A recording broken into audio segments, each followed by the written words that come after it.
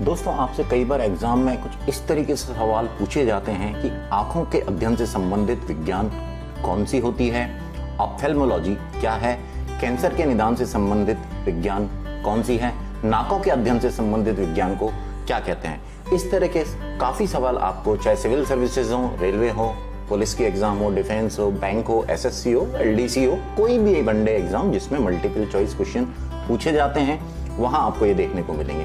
इन सवालों को आज हम देखेंगे, बहुत ही आसानी के साथ, ट्रिक्स के साथ याद करेंगे और लास्ट में लगाएंगे एक टेस्ट भी। तो दोस्तों, मैं पवन आपका मेरे चैनल स्लेट एंड पेंसिल में फिर से स्वागत करता हूं और आज मैं आपके लिए लेके आया हूं विज्ञान की शाखाएं, ब्रांचेज ऑफ साइंस का पार्ट 3, जो कि संबंधित है बॉडी पार्ट्स यानी शरीर के अंगों से संबंधित। तो चलिए बिना देरी किए शुरू करते हैं। पहला है हेमेटोलॉजी। देखिए, हेमेटोलॉजी और या हीमेटोलॉजी, इन दोनों से ही आपको दो बहुत ही उम्दा कलाकार याद आते हैं। हेमेटो से आप निकाल सकते हैं हेमा मालिनी और हीमेटो से निकाल सकते हैं हीमेंद्र धर्मेंद्र। ये उन्हीं के पति हैं और इनका एक बहुत ही प्रसिद्ध डायलॉग रहा है, कुत्ते कमीने मैं तेरा खून पी जाऊंगा। तो खून, खून जैसे ही आपको दिखता है, खून से आप इसको कनेक्ट कर लीजिए कि जो हेमेटोलॉजी है या हीमेटोलॉजी है वो रक्त या रुधिर विज्ञान को बोला जाता है, यानी study of blood. I hope आपको ये याद हो जाएगा। अगला है साइटोलॉजी। देखिए, साइटो में कहीं ना कहीं छुपा हुआ है साइटो, और साइटो से आप देख रहे हैं यहाँ पे कई सारे आदमी हैं जो बिल्कुल सट सट के खड़े हुए हैं। हमारे शरीर के अंदर अनंत कोशिकाएं होती हैं, सेल्स होती हैं जो शरीर में बहुत ही सट सट के रहती हैं। तो शरीर में कोशिकाएं सट सट के रहती हैं और यहीं से आपका निकल के आ जाएगा कोशिकाओं का अध्ययन। साइटो से सट सट के, और सट सट के कौन रहता है? कोशिकाएं रहती हैं शरीर के अंदर। तो कोशिकाओं का अध्ययन, study of cells, is known as cytology. अगला है कार्डियोलॉजी। देखिए, यहाँ एक आदमी है जो बीमार हो गया है, हम उसे हॉस्पिटल लेके जाते हैं और जब उसका इलाज हो जाता है तो हम करते हैं पेमेंट कार्ड के द्वारा, और ये कार्ड हमारा जेब में रखा रहता है और जेब के जस्ट पीछे होता है आपका क्या? दिल यानी हृदय। तो बस आपको ये सारी कहानी इसी तरीके से याद रखनी है कि जब कभी भी हॉस्पिटल में हमें भुगतान करना है तो हमारी जेब में से हम कार्ड निकालते हैं और कार्ड के पीछे होता है हृदय। तो कहीं ना कहीं यहाँ हम इसको कार्डियो को कनेक्ट कर सकते हैं कार्ड से, और कार्ड है, कार्ड के पीछे है आपका हृदय। तो हृदय का अध्ययन, हृदय की रचना, उसकी रुधिर कार्यविधि का अध्ययन यानी study of heart is known as cardiology. अगला है ऑस्टियोलॉजी। देखिए, ऑस्टियो से बनाइए आप अस्थि, अस्थि, अस्थि, बस बिल्कुल सिंपल है। हड्डियों का अध्ययन यानी कंकाल तंत्र का अध्ययन, study of bones is osteology. Osteo से अस्थि, अस्थि, अस्थि। अगला है ओडोंटोलॉजी। देखिए, डोंटो, ओडोंटो, डोंटो से बनाइए आप दंत, और दंत किसको बोलते हैं? दांत को। ओडोंटो से दंत और दंत बोलते हैं दांत को। तो दांतों का जो अध्ययन होता है, मसूड़ों का जो अध्ययन होता है, स्टडी ऑफ टीथ, वही कहलाता है ओडोंटोलॉजी। बिल्कुल आसानी से आप कनेक्ट कर लोगे। अगला है ओनिरोलॉजी। देखिए, मान लीजिए एक बच्चा है और देखिए उनके बीच में और वो रो रहा है, तो माँ ने पूछा बेटा क्या हो गया? तो उसने बताया कि मुझे एक बहुत ही गंदा सपना आया था, बहुत ही बुरा सपना आया। तो माँ ने कहा बेटा सपने तो आते रहते हैं, मत रो, नीरो, नीरो मतलब मत रो, बुरा सपना था। कहीं ना कहीं सपने को हम कनेक्ट कर रहे हैं इस चीज से। तो उसके बाद बच्चा आराम से सो जाता है तो अच्छे अच्छे सपने देखता है। तो स्वप्नों का अध्ययन ही यानी स्टडी ऑफ ड्रीम्स, यही कहलाता है ओनिरोलॉजी। दोबारा बता देता हूँ, ओ नीरो यानी मत रो बेटा, बुरा सपना था, और सपना ही उनका अध्ययन ही स्टडी ऑफ ड्रीम्स, ओनिरोलॉजी। अगला है आपका कीमोथेरेपी। देखिए, कीमोथेरेपी, कहीं ना कहीं कीमो, आप इस शब्द को पकड़िए, कीमो, कीमो से बना सकते हो आप केमिकल यानी रसायन, और रासायनिक यौगिकों से हम उपचार कर रहे हैं यहाँ पर कैंसर का। तो रासायनिक यौगिकों से कैंसर के उपचार को कहा जाता है कीमोथेरेपी। देखिए, आपको पता है बहुत सारे फिल्म स्टार जिनको कैंसर हो जाता है वो यूएस वगैरह जाते हैं, जैसे कि युवराज सिंह है, उनकी भी कीमोथेरेपी हुई थी।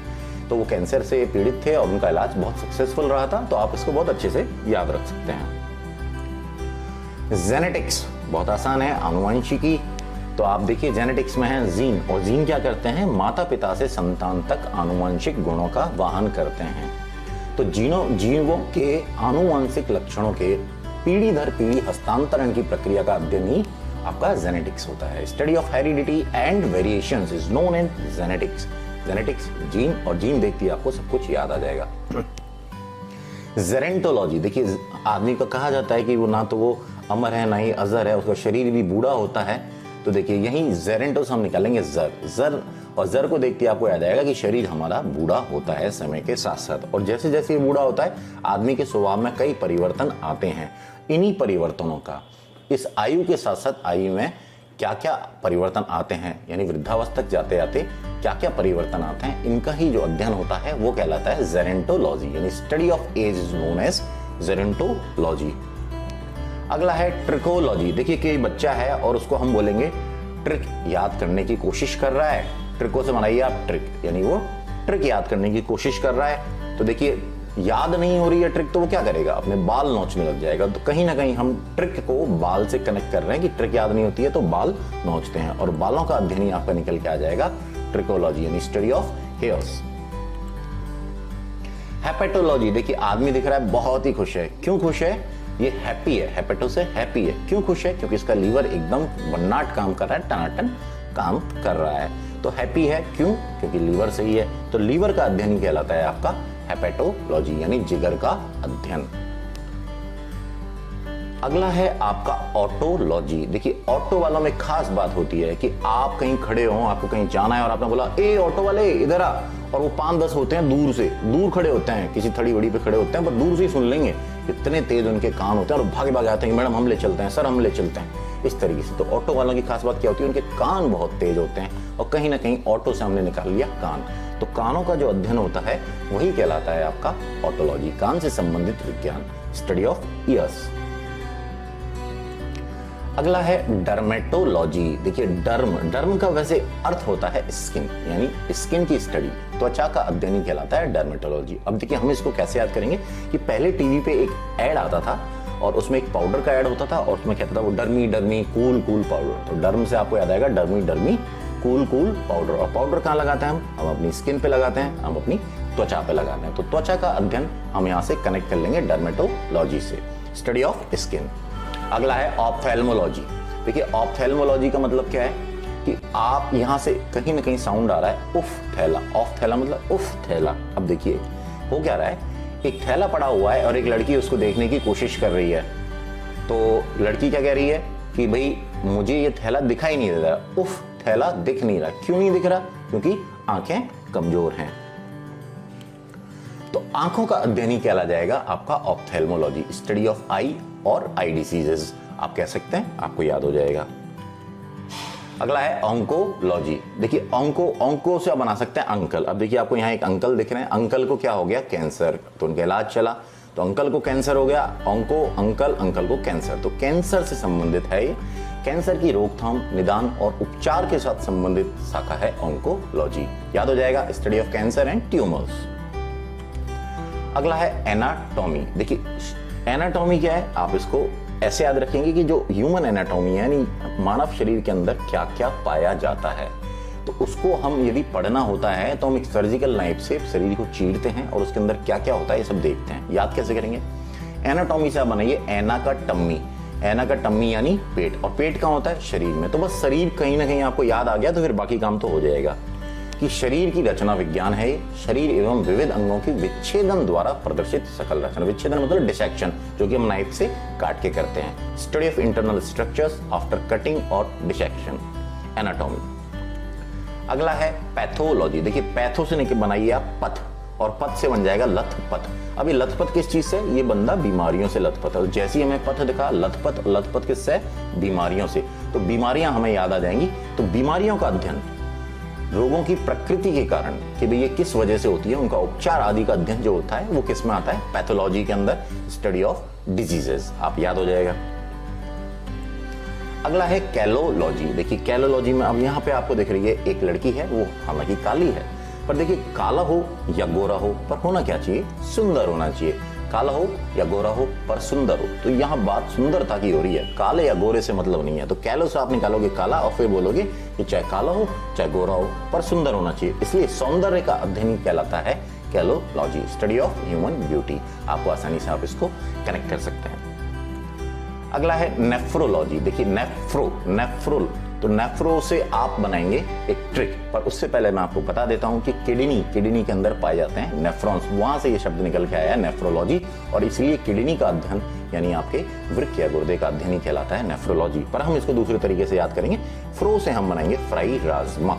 नेफ्रो से फ्राई राजमा। अब देखिए राजमा की एक विशिष्ट शेप होती है, आकार होता है, बिल्कुल कैसा होता है वो, किडनी की तरह। आप देखिए ये किडनी है और राजमा भी आपका कुछ ना कुछ ऐसी शेप का होता है। तो कहीं ना कहीं नेफ्रो से फ्राई राजमा आपको याद आएगा, और राजमा को जैसे ही आपको याद आएगा आपको ध्यान आएगा अरे यार ये तो बिल्कुल किडनी के जैसा यानी वृक्क या गुर्दे जैसा होता है। तो study of kidneys is nephrology. अगला है न्यूरोलॉजी। न्यूरो को इसको आप सीधी सीधे याद रखिए, देखिए ट्रिक बनाना हर में संभव भी नहीं है। न्यूरोलॉजी, न्यूरो को आप तंत्रिका तंत्र से कनेक्ट कीजिए। तो तंत्रिकाओं यानी नाड़ी का अध्ययन या तंत्रिका तंत्र का अध्ययन ही कहलाता है neurology, study of nervous system. याद हो जाएगा। राइनोलॉजी, देखिए राइनोलॉजी देखिए गांव वगैरह में आप कभी भी बैठते हैं तो वहां लोग अपनी इज्जत का बहुत ख्याल रखते हैं। वो कहते हैं चाहे प्राण चले जाएं पर शान न जाए, हमारी राख हमेशा ऊंची रहनी चाहिए, इज्जत हमेशा बनी रहनी चाहिए। तो राइनो से हम बनाएंगे रहे नोज ऊंची। राइनो से रहे नोज यानी नाक अपनी ऊंची, राहिनो रहे नोज यानी नाक ऊंची। और बस नाक आपको निकलते याद आ जाएगा कि जो नाक का अध्ययन होता है वो होता है आपका राइनोलॉजी, स्टडी ऑफ नोज। अगला है क्रेनियोलॉजी। देखिए क्रेनियो में कहीं ना कहीं छुपा हुआ है क्रेन। अब देखिए क्रेन के नीचे कोई आदमी खड़ा हुआ है और गलती से यदि ये क्रेन में जो सामान लटक रहा है यदि ये गिर जाए तो सबसे पहले कहां गिरेगा, ये इसकी खोपड़ी पे गिरेगा और उसका खोपड़ी यानी स्कल फट जाएगा। तो क्रेन से वजन गिरने पर सबसे पहले खोपड़ी का फूटना, तो बस खोपड़ी का अध्ययन यानी स्टडी ऑफ स्कल्स वो कहलाती है क्रेनियोलॉजी। याद हो जाएगा। अगला है हिप्नोलॉजी। हिप्नोटाइज करते हैं हम किसी को यानी सम्मोहित करते हैं और उसको सम्मोहित करके सुला देते हैं। हिप्नोटाइज करके सम्मोहित करके सुला देना, तो नींद का अध्ययन ही कहलाता है आपका हिप्नोलॉजी। बहुत आसानी से आप इसको कनेक्ट कर सकते हैं। बस आपको थोड़ा सा ये याद रखना कि हिप्नोटाइज करना क्या होता है, वो सम्मोहित करना होता है। और सम्मोहित करके सामान्यतः अपन किसी भी आदमी को नशे की हालत में जैसे हो जाता है आदमी वैसे सुला सकते हैं, वो अपने वश में हो जाता है। तो नींद का अध्ययन। मायोलॉजी, देखिए बहुत से आदमी होते हैं जो बॉडी बिल्डिंग का काम करते हैं, उनकी मसल्स बड़ी अच्छी है तो वो क्या कहते हैं, माई मसल्स, मेरी मसल देखो क्या शानदार हैं। तो मसल्स मतलब होता है मांसपेशियां। तो मायोलॉजी से माई मसल्स और मसल्स मतलब मांसपेशियां, तो मांसपेशियों का अध्ययन कहलाता है आपका मायोलॉजी। अब इसके अलावा जो कुछ बची हुई इंपॉर्टेंट ब्रांचेस हैं वो मैं आपको बता देता हूं। यूरोलॉजी यूरिन से बनती है और ये शब्द कनेक्टेड है मूत्र विज्ञान से। हिस्टोलॉजी यानी स्टडी ऑफ टिश्यूज, ऊतकों का अध्ययन। ऑब्स्टेट्रिक्स होता है कि जब गर्भावस्था में कोई महिला होती है उस समय उसमें क्या चल रहा होता है, इन सब चीज़ों का जो स्टडी होती है वो विज्ञान की एक विशेष शाखा है ऑब्स्टेट्रिक्स। थोड़ा सा प्रोनाउंसिएशन कठिन है, जो कि स्टडी ऑफ प्रेगनेंसी होती है। गायनेकोलॉजी में मादा प्रजनन अंगों का अध्ययन किया जाता है, study of female reproductive organs. अगला है एंजियोलॉजी। देखिए एंजियोलॉजी क्या है, ब्लड वेस्कुलर सिस्टम का अध्ययन होता है, यानी हमारा रुधिर जो संवहन तंत्र है उसका अध्ययन होता है। इम्यूनोलॉजी क्या होता है, देखिए इम्यून सिस्टम कहते हैं प्रतिरक्षा विज्ञान को, यानी किसी आदमी की रोग प्रतिरोधक क्षमता कितनी है, इन सब बातों का जो अध्ययन होता है वो इम्यूनोलॉजी के अंदर होता है। Study of resistance of organism against infection. अब जैसे कोरोना वायरस है, अब जिन लोगों की रोग प्रतिरोधक क्षमता अच्छी है वो उससे पहली बात तो उनको कोविड-19 से ग्रसित ही नहीं होना पड़ता, और यदि हो भी जाते हैं तो बहुत जल्दी रिकवरी करके वापस आ जाता है क्योंकि उनकी इम्यून पावर, प्रतिरक्षा रोग प्रतिरोधक क्षमता बहुत अच्छी है। इटियोलॉजी, कोई बीमारी किस कारण से होती है इसकी जांच पड़ताल जिस विज्ञान के अंदर की जाती है वो होती है आपकी इटियोलॉजी, बीमारी के कारणों का अध्ययन। तो दोस्तों मैंने आपको बहुत सारी ट्रिक्स बताई हैं, लेकिन आपको याद हुई या नहीं ये आप थोड़ी देर में पता चल जाएगा। मुझे पूरा विश्वास है ये आपको याद हो जाएंगी। ऑप्शंस देख के आप आसानी से टिक लगा पाएंगे। तो बिना देरी के एक टेक्स्ट भी लगा लेते हैं। पहला है हीमेटोलॉजी में किसका अध्ययन होता है, ये मेरी पहली ट्रिक थी इस वीडियो की। सही जवाब है रुधिर का। देखिए हीमैन से मैंने आपको बताया था धर्मेंद्र और उनका बहुत ही प्रसिद्ध डायलॉग, कुत्ते कमीने में तेरा खून पी जाऊंगा, तो खून से संबंध आप इसको सीधे सीधे याद कर लेंगे। साइटोलॉजी में किसका अध्ययन होता है, देखिए साइटो, सही जवाब है कोशिकाओं का। मैंने आपको बताया था शरीर में सट सट के रहती हैं कोशिकाएं। हृदय के अध्ययन के विज्ञान को क्या कहते हैं,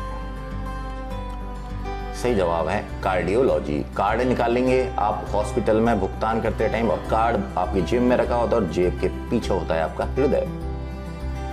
हड्डियों के अध्ययन के विज्ञान को क्या कहते हैं, सही जवाब है ऑस्टियोलॉजी। ऑस्टियो से अस्थि, ऑस्टियो अस्थियों ऐसे। ओडोंटोलॉजी में किसका अध्ययन होता है? सही जवाब है दांत व मसूड़ों का। मैंने बताया था डोंटो से आप बना सकते हैं दंत, दंत और या फिर डेंटिस्ट, दांत व मसूड़ों का।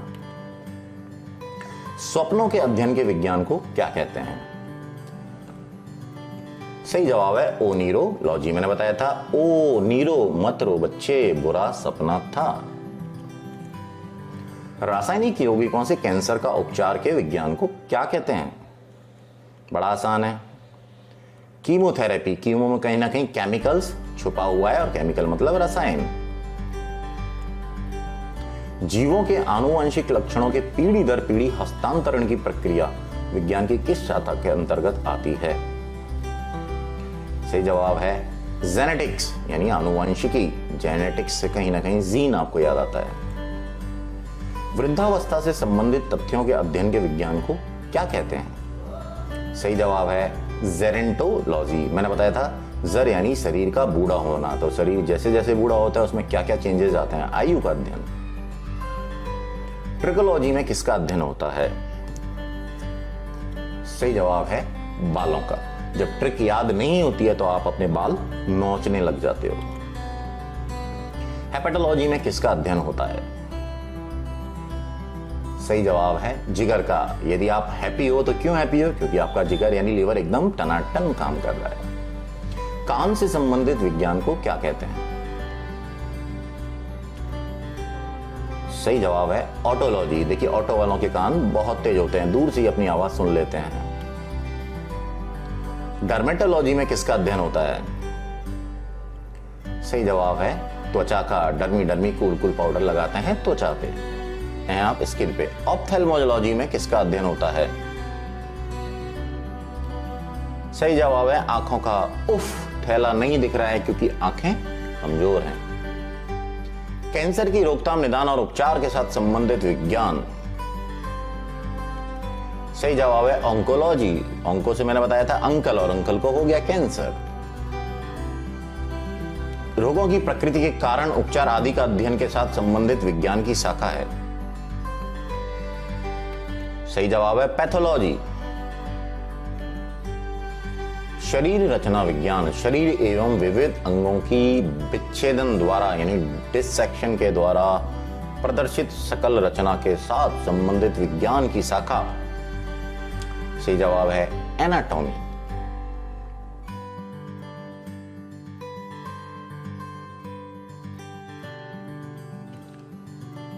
कैलोलॉजी में किसका अध्ययन होता है? सही जवाब है सौंदर्य का। काला हो या गोरा हो पर होना सुंदर चाहिए।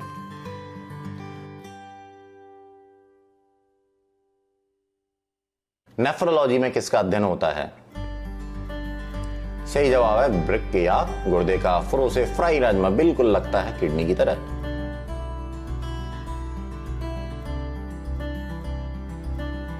न्यूरोलॉजी में किसका अध्ययन होता है?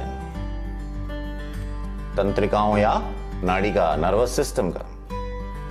नाक के अध्ययन के विज्ञान को क्या कहते हैं? सही जवाब है राइनोलॉजी। खोपड़ी के अध्ययन के विज्ञान को क्या कहते हैं? सही जवाब है क्रेनियोलॉजी। क्रेन में यदि सामान लिफ्ट करिए और ये सामान गलती से गिर जाए तो सबसे पहले अपने पड़ेगा अपनी खोपड़ी पर। हिप्नोलॉजी में किसका अध्ययन होता है? सही जवाब है नींद का। हिप्नोटाइज करके आप आदमी को सुला देते हो। मांसपेशियों के अध्ययन के साथ संबंधित विज्ञान की शाखा है मायोलॉजी, माय मसल्स। दोस्तों ये मेरे कुछ सोशल मीडिया अकाउंट्स हैं, आप चाहें तो इनको फॉलो कर सकते हैं। फेसबुक पे आप मेरे को स्लेट एंड पेंसिल 2020 के नाम से ढूंढ सकते हैं। इंस्टा पे भी मैं स्लेट एंड पेंसिल 2020 के नाम से हूं। मैं अभी पीडीएफ्स नहीं डाल पा रहा हूं टेलीग्राम पे और शायद ना डाल पाऊं, पर आई होप आप मेरी वीडियो को बार बार रिवाइंड करके भी देख सकते हैं ताकि आपको अच्छे से याद हो जाए। तो दोस्तों यदि अभी तक आपने मेरे चैनल को सब्सक्राइब नहीं किया है तो चैनल को सब्सक्राइब कर लें तथा साथ ही साथ बेल आइकन को प्रेस कर दें ताकि लेटेस्ट वीडियोस की नोटिफिकेशंस आपको मिल सके। साथ साथ वीडियो को लाइक कर दें और प्लीज अपने दोस्तों के साथ इसको शेयर करना बिल्कुल ना भूलें।